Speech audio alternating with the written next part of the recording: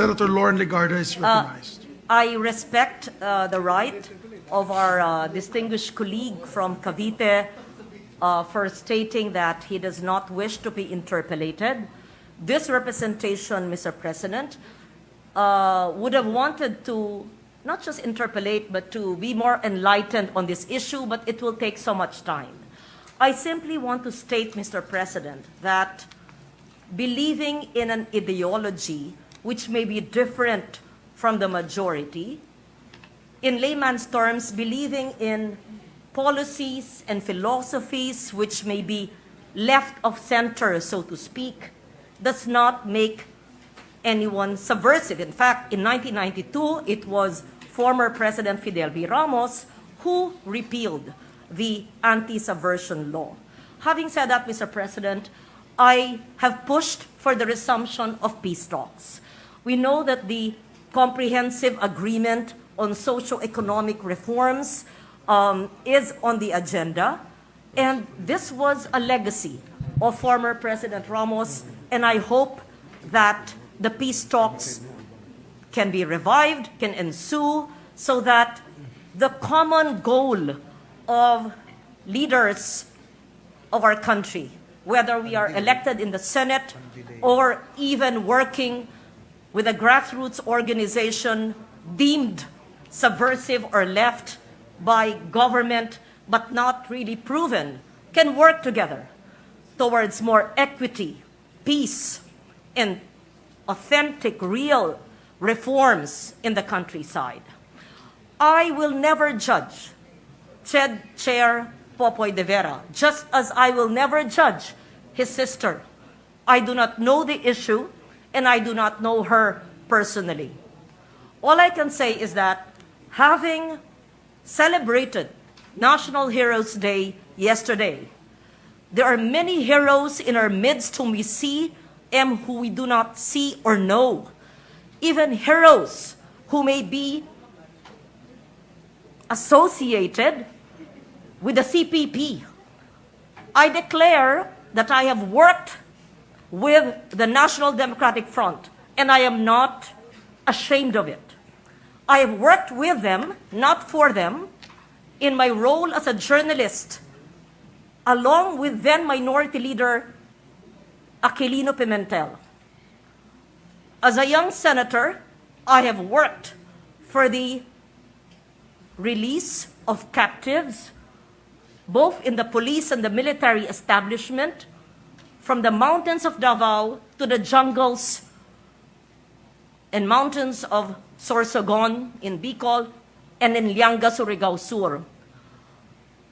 I have agreed with them on many subject matters close to our heart, and I'm certain that our brilliant lawyer from Cavite will agree that all the elements, the four aspects of CASER, must be pushed.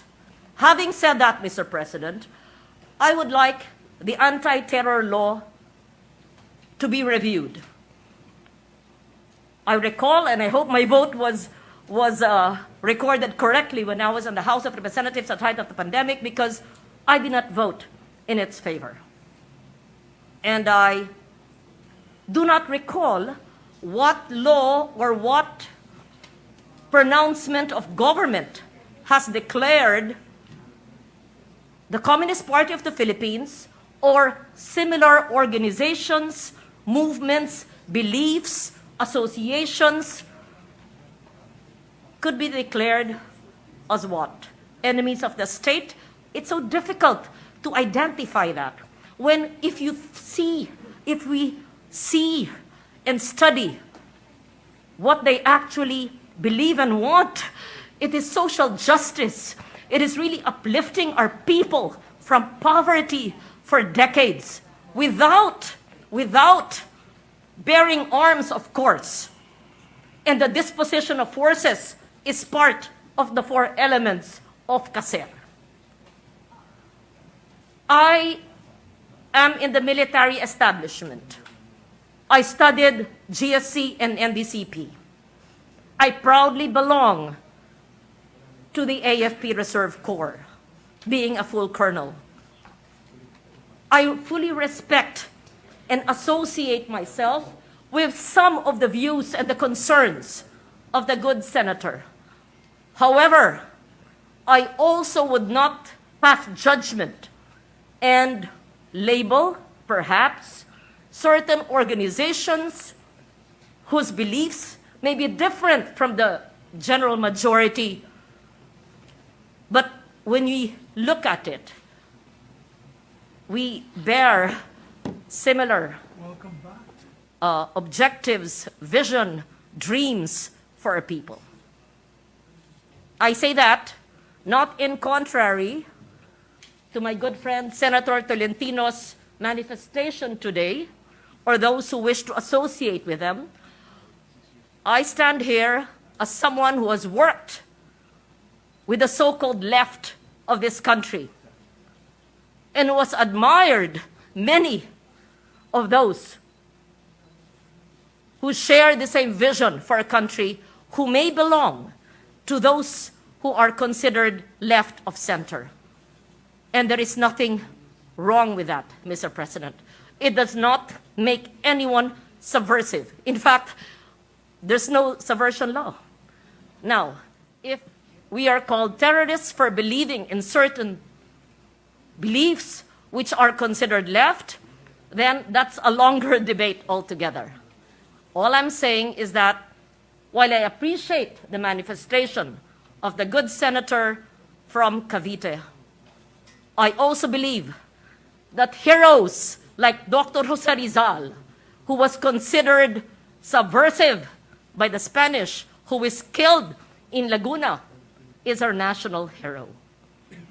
Having said that, Mr. President, I thank the good senator from Cavite for raising this very important issue that has propelled discussions and emotions.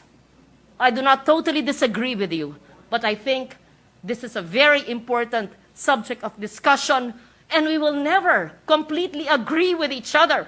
That's why we value our democracy, and that is the reason why we are the Philippine Senate.